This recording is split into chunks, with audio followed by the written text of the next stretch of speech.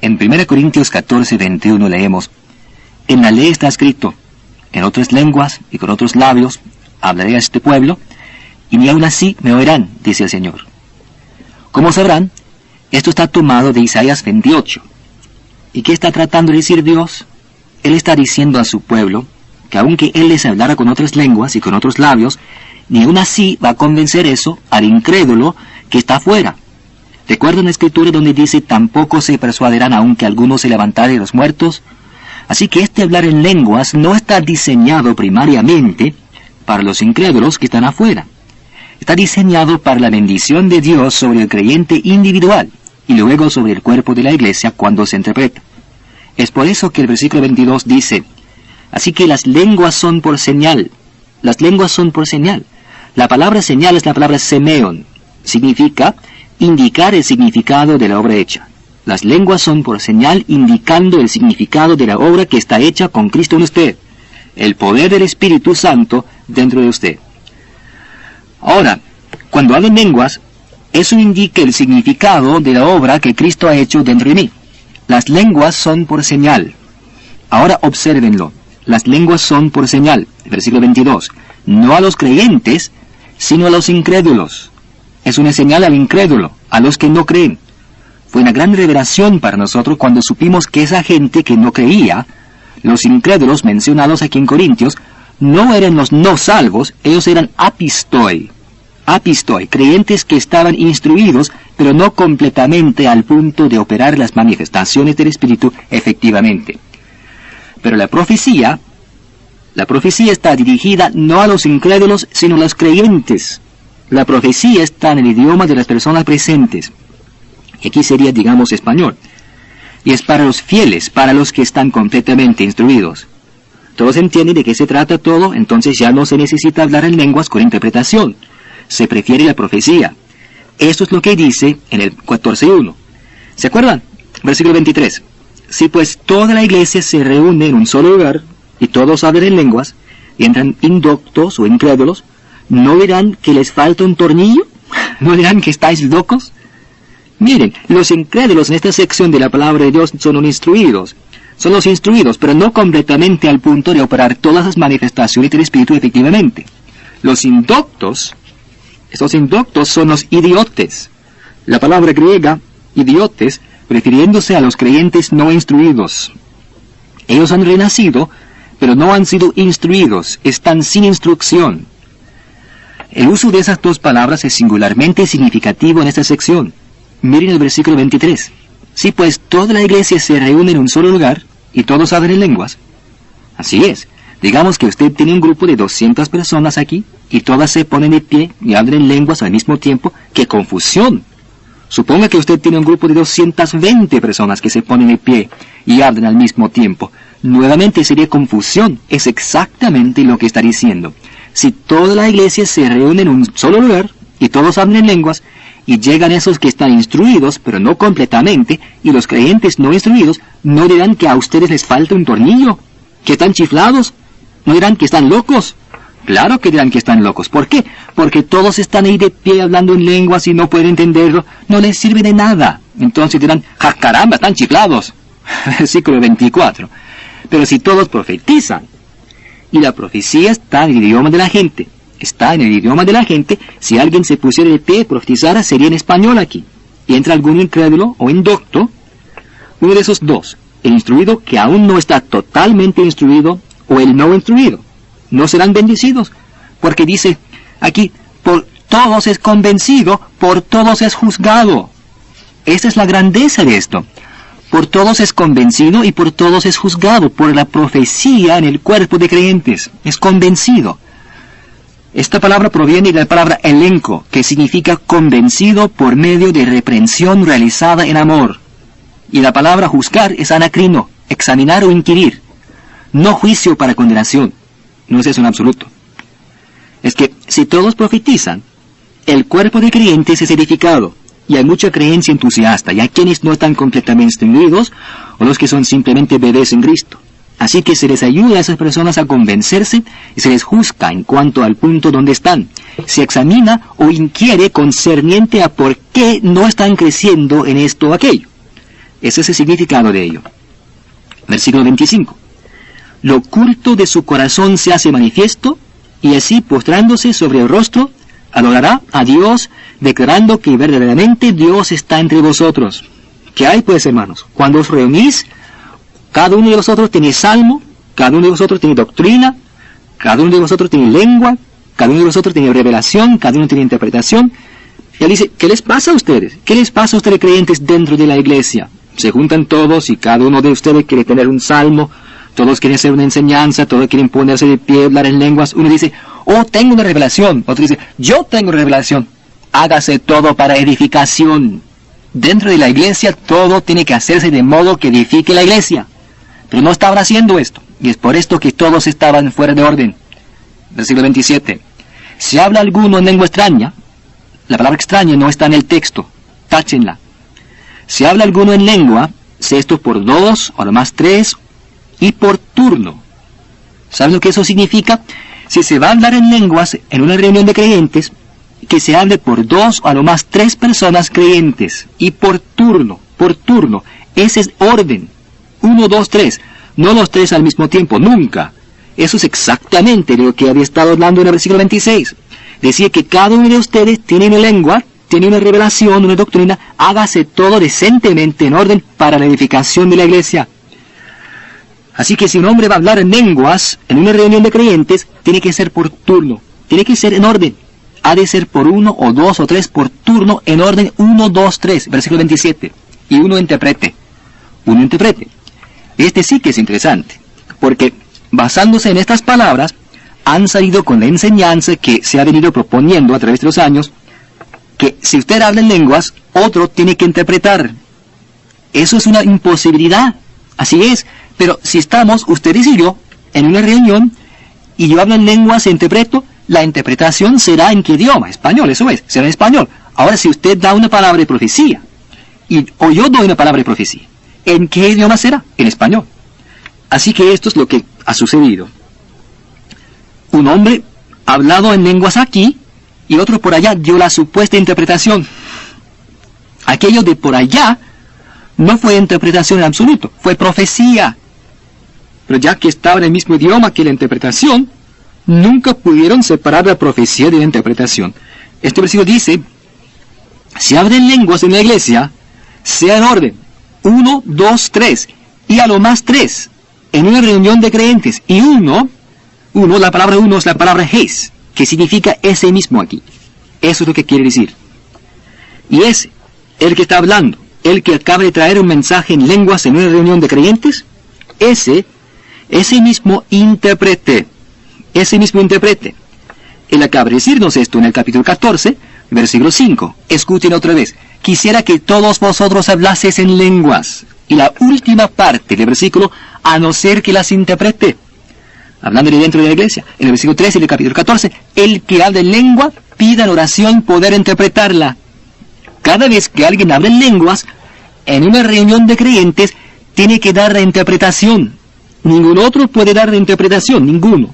Porque no sería una interpretación si otro la diera. Sería una palabra de profecía de la boca de la otra persona que ellos han entendido mal como interpretación, porque nuestra reunión en particular está en español. Por eso, el versículo 27 es tan magnífico. Escuchen de nuevo. Si habla alguno en lengua, sé esto por 2, o a lo más 3, y por turno, 1, 2, 3. Y cada uno que habla, interprete. Versículo 28. Y si no hay intérprete, caramba, sí que les gusta eso. Ellos desarrollan este argumento de que usted no puede interpretar.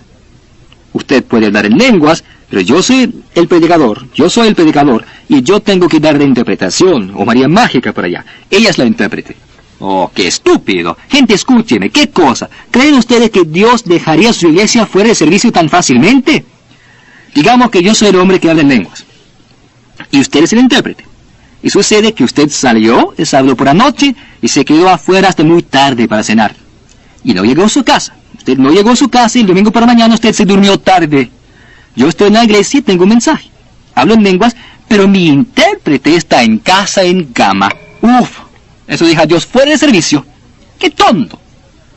que el hombre que habla en lenguas interprete, ¿cierto? Versículo 28. Y si no hay intérprete, eso es lo que dice Reina Valera.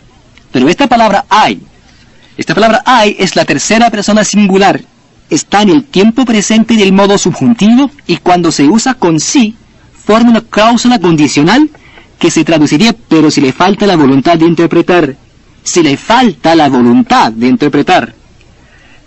Esta frase, y si no hay intérprete, no significa eso. Significa, pero si le falta la voluntad de interpretar. Le falta la voluntad. Él podría interpretar. Pero si le falta la voluntad de interpretar, calle. El que acaba de hablar en lenguas, calle en la iglesia y hable para sí mismo y para Dios.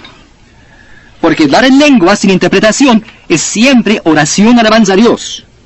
Oración o alabanza a Dios. Y esto se puede hacer en la iglesia en silencio. ¿Cómo ora? Ahora mismo, yo me puedo sentar aquí y puedo hablar en español en silencio, sin mover los labios, hablar para mí. Así que usted puede sentarse dentro de la iglesia. Y si le falta la voluntad para interpretar, entonces lo que usted puede hacer es simplemente sentarse ahí en la iglesia y silenciosamente hablar a sí mismo y a Dios hablando en lenguas. Así es. Así que esto es algo magnífico. Porque mientras usted esté en la iglesia, si a usted le falta la voluntad de interpretar, al menos se puede sentar ahí y silenciosamente hablar en lenguas para sí mismo y para Dios. Versículo 29. Asimismo los profetas. Ahora hemos cambiado de manifestaciones a ministerios. Asimismo los profetas. El profeta es uno de los ministerios. ¿Recuerdan? Hay apóstoles, profetas, evangelistas, pastores y maestros. Asimismo los profetas hablen 2 o 3 y los demás, los otros profetas, juzguen.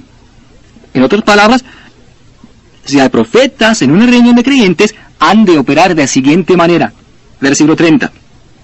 Y si algo le fuere revelado a otro, uno de los profetas que estuviere sentado, calle el primero, el profeta que estaba hablando, en otras palabras, cierre la boca. ¿Por qué? Porque podéis, los profetas, profetizar todos.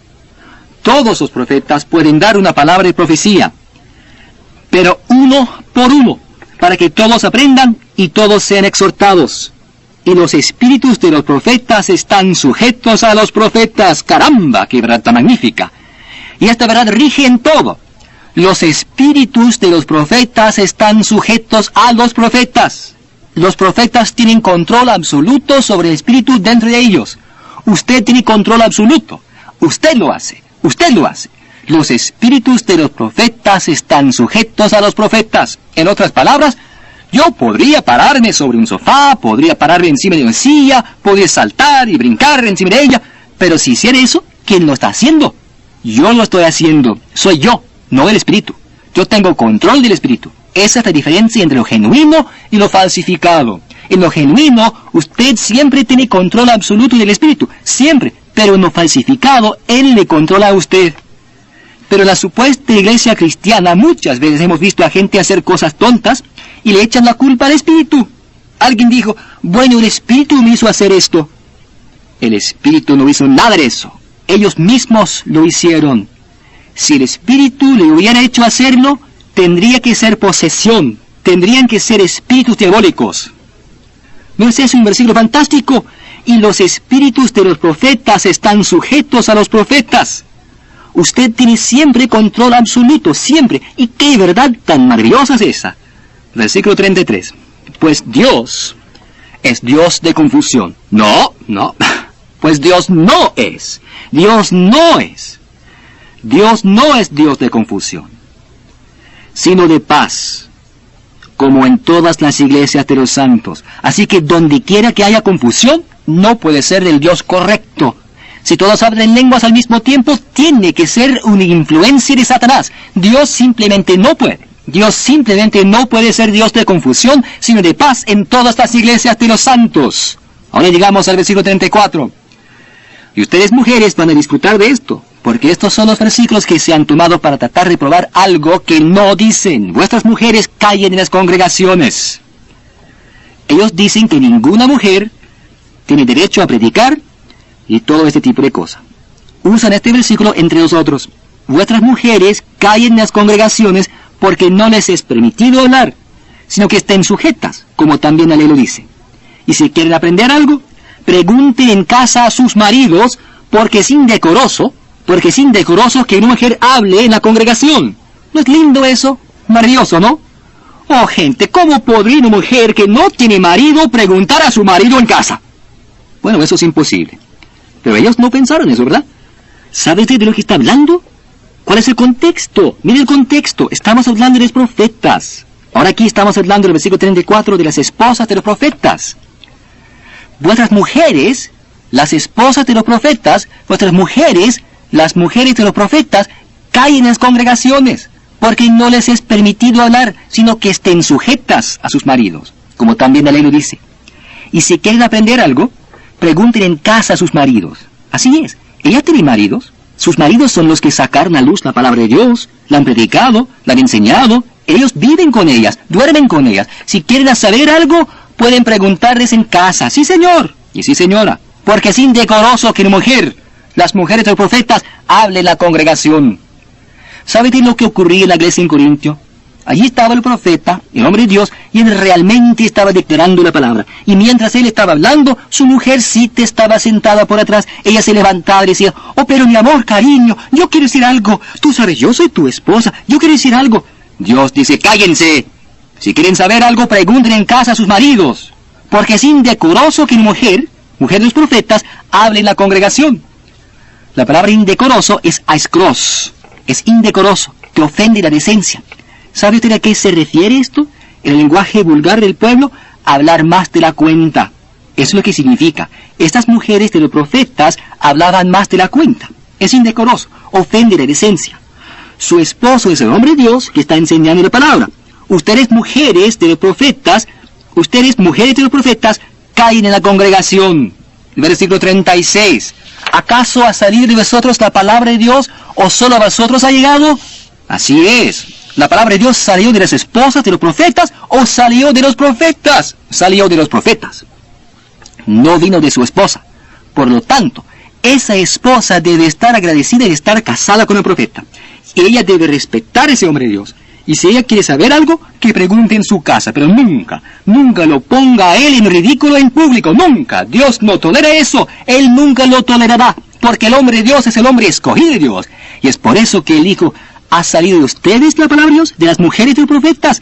La respuesta es no. Versículo 37. Si alguno se cree profeta o espiritual, reconozca que lo que os escribo son mandamientos del Señor.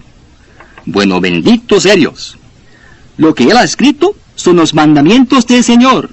Quisiera que todos vosotros hablasen en lenguas. Entonces, ¿qué es? Un mandamiento del Señor. El que habla en lengua pide en oración poder interpretarla. Es un mandamiento de quién? Del Señor. Cuando se reúnen, hágase todo para edificación en la iglesia. ¿Es un mandamiento de quién? Del Señor. Así es. Si alguno habla en lengua en la iglesia, sea por turno, en orden, 1, 2, 3, y cada uno interprete. ¿Es un mandamiento de quién? Del Señor. Versículo 38. Mas el que ignora, ignore.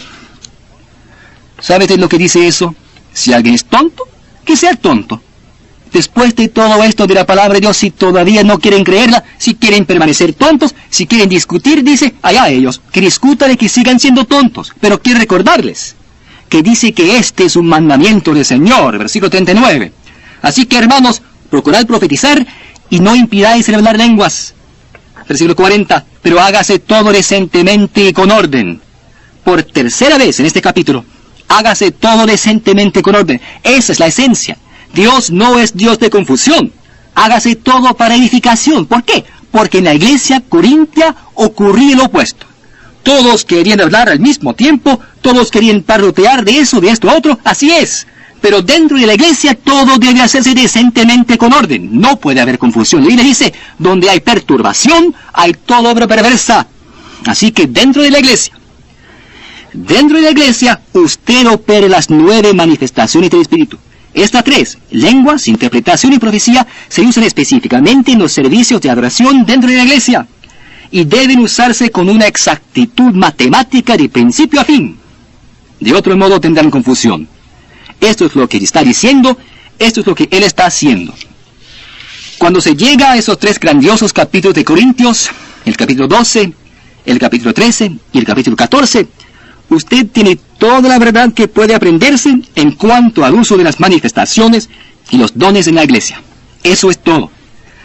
No hay otro sitio que hable de la operación de las manifestaciones, aparte de lo que está aquí en 1 Corintios 12, 13 y 14.